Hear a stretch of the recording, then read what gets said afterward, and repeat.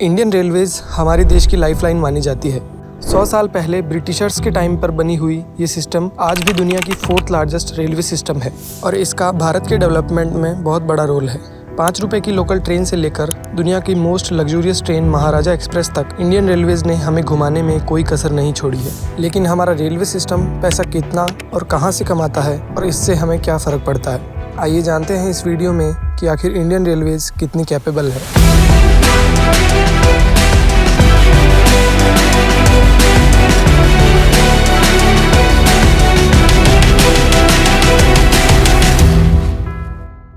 इस साल हमारे बजट में इंडियन रेलवेज को 2.4 लाख करोड़ रुपीस एलोकेट हुए। ये आज तक का हाईएस्ट रेलवे बजट है। आज हम हर दिन 12 किलोमीटर रेलवे लाइन बिछाते हैं और अगले साल तक ये टारगेट 16 किलोमीटर पर डे तक होने वाला है। अभी तक वंदे भारत सिर्फ ICF चेन्नई में बनती है, पर इस साल हरियाणा के सोनीपत, महाराष्ट्र के लातूर और उत्तर प्रदेश के रायबरेली में भी बनने वाली है। इंडियन रेलवेज में कुछ ट्रेन्स डीजल से चलती है और कुछ ट्रेन्स इलेक्ट्रिसिटी से। हमारा कार्बन फुटप्रिंट कम करने के लिए इंडियन रेलवेज ने इस साल के एंड तक सारी ट्रेन्स को इलेक्ट्रिक बनाने का डिसीजन ले चुके हैं, जिसमें इलेक्ट्रिक इंफ्रास्ट्रक्चर, ओवरहेड वायर्स और इलेक्ट्रिक लोकोमोटिव्स पर काम चल रहा है। डीजल लोकोमोटिव्स के कंपैरिजन में इलेक्ट्रिक लोकोमोटिव्स ज़्यादा एफिशिएंट होते हैं। स्टडीज के हिसाब से हम इलेक्ट्रिफिकेशन से हर साल 30,000 करोड़ रुपए तक बचा सकते हैं। सिर्फ इलेक्ट्रिक ही नहीं बल्कि इस साल के एंड तक हमें हाइड्रोजन पावर ट्रेन्स भी देखने को मिल सकती है। साइज की बात की जाए तो Indian railway routes in total 68,000 kilometres cover करते हैं। हर दिन 17,000 से ज़्यादा ट्रेन रन करती है, जिनसे 2 करोड़ से ज़्यादा लोग हर दिन ट्रैवल करते हैं। एम्प्लॉयमेंट की बात करें तो इंडियन रेलवेज 12 लाख लोगों को एम्प्लॉय करती है और ये दुनिया की 7th लार्जेस्ट एम्प्लॉयर है। डिब्रूगढ़ से कन्याकुमारी तक चलने वाली विवेकानंद एक्सप्रेस भारत की लॉन्गेस्ट ट्रेन जर्नी है, जो 9 स्टेट्स से होकर गुजरती है और 4,189 किलोमीटर्स ट्रैवल करती है। इस लंबे सफर को तय करने में इसे 4 दिन लगते हैं। इतने सारे प्रोजेक्ट्स को हैंडल करने के लिए पैसे तो बहुत लगते हैं, पर ये पैसे आते कहाँ से हैं?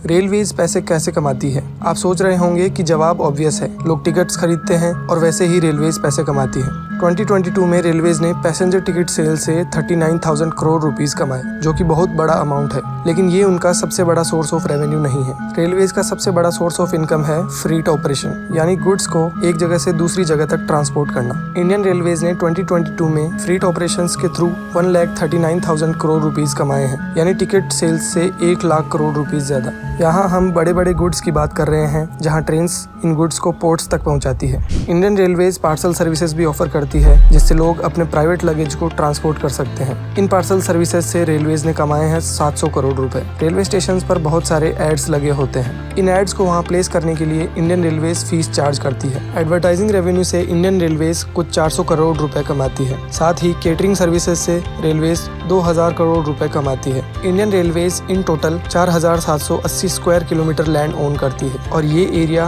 गोवा स्टेट की टोटल लैंड से 30% ज्यादा है। इसी एरिया में से कुछ जमीन लीज पर देकर या बेचकर रेलवेज पैसा कमाती है। लैंड सेल और कमर्शियल स्पेस रेंट से रेलवेज 3,000 करोड़ रुपए कमाती है। महाराजा एक्सप्रेस एक स्पेशल टूरिस्ट ट्रेन है, जिनके टिकट्स कुछ लाख रुपए के होते हैं। वैसे ही Palace on Wheels, Golden Chariot और डेक्कन ओडिसी जैसी अल्ट्रा लग्जूरियस ट्रेन्स ऑपरेट करके इंडियन रेलवेज करीब 150 करोड़ रुपए कमाती है। पीक सीजन्स में कुछ स्पेशल ट्रेन्स ऑपरेट की जाती है, जिनसे क्राउड मैनेजमेंट में मदद मिलती है। इन सब से रेलवेज 900 करोड़ रुपए कमाती है। एक इंटरेस्टिंग बात यह भी है कि लोग ट्रेन से ट्रैवल नहीं करते तब भी इंडियन रेलवेज पैसा कमाती है। कैसे? कन्वीनियंस फीस से। जब आप टिकट बुक करते हैं तो 20-30 रुपए कन्वीनियंस फीस लगती है। अगर उस टिकट को आप कैंसिल करते हैं तो ये अमाउंट रिफंड नहीं होता। इन्हीं कैंसिलेशन से रेलवे ने 1900 करोड़ रुपए कमाए हैं। इन बड़े बड़े फिगर्स को एक पाई चार्ट में देखें तो 2023 के लिए रेलवेज के रेवेन्यू सोर्सेस कुछ ऐसे दिखते हैं। आप वीडियो को पॉज करके इन्हें गौर से देख सकते हैं। ये नंबर्स देख के आप इम्प्रेस तो बहुत हुए होंगे। आपको लग रहा होगा कि रेलवेज के पास तो पैसा ही पैसा है, लेकिन ये समझना होगा कि ये बड़े फिगर्स रेवेन्यू है, प्रॉफिट नहीं। रेलवेज को समझने के लिए एक टर्म को समझना जरूरी है और वो टर्म है ऑपरेटिंग रेशियो, यानी 1 रुपया कमाने के लिए रेलवेज को कितना खर्चा करना पड़ता है। इंडियन रेलवेज का ऑपरेटिंग रेशियो 98.10% है, यानी 1 रुपया कमाने के लिए इंडियन रेलवेज को 98 पैसे खर्च करने पड़ते हैं और ये फिगर्स लेटेस्ट है। 2021 में ये रेशियो 107% तक चला गया था, यानी 1 रुपया कमाने के लिए रेलवेज ने 1 रुपया और 7 पैसा खर्च किया। और ये टाइम था कोविड-19 के समय में, लॉकडाउन का, जब लोग तो अपने घरों में थे पर रेलवेज अपने एम्प्लॉइज को सैलरी दे रही थी और रिपेयर्स का काम भी कर रही थी। 2022 में रेलवेज ने 1,05,000 करोड़ रुपीस सैलरीज पर और 62,000 करोड़ रुपीस पेंशन्स पर खर्च किए। ये नंबर हमारे पैसेंजर रेवेन्यू से 1,27,000 करोड़ रुपीस ज़्यादा है। 2015 ने कमेटी ऑन रीस्ट्रक्चरिंग रेलवेज ने ऑब्जर्व किया कि इंडियन रेलवेज का खर्चा अनमैनेजेबल है। जहां रेलवेज की इनकम हर साल 6.3% से बढ़ रही है, वहीं रेलवेज का एक्सपेंस 7.2% से बढ़ रहा है। यानी जल्द ही एक पॉइंट ऐसा आएगा